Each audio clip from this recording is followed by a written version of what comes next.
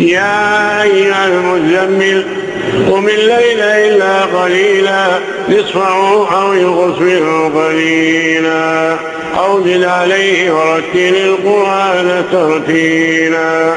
إنا سنلقي عليك قولا ثقيلا إن ناشئة الليل هي أشد وطئا وأقوم قيلا إن لك بالنهار سبحا طويلا إن لك بالنهار سبحا طويلا واذكر اسم ربك وتبتل إليه تبتيلا رب المشرق والمغرب لا إله إلا هو فاتخذه وكيلا واصبر على ما يقولون واهجرهم هجرا جميلا وذرني والمكذبين أولي النعمة ومهلهم قليلا إن لدينا أنكالا وجحيما وطعاما ذا غصة وعذابا أليما يوم ترجف الأرض والجبال وكانت الجبال كثيبا مهيلا إنا أرسلنا إليكم رسولا شاهدا عليكم كما أرسلنا إلى فرعون رسولا فعصى فرعون الرسول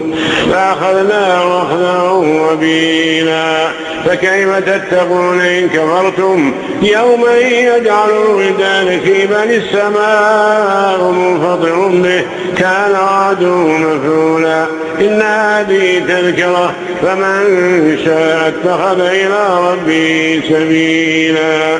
إن ربك يعلم أنك تقوم أدنى من ثلثي الليل ونصفه وثلثه وطائفة من الليل معك والله يقدر الليل والنهار علم أن لن تحصوا تاب عليكم فاقرأوا ما تيسر من القرآن علم أن سيكون منكم مرضى وآخرون يضربون في الأرض يبتغون من فضل الله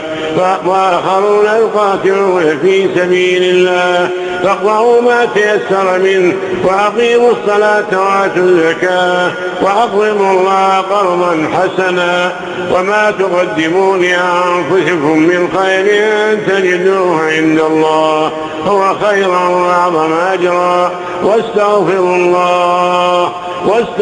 الله إن الله غفور رحيم.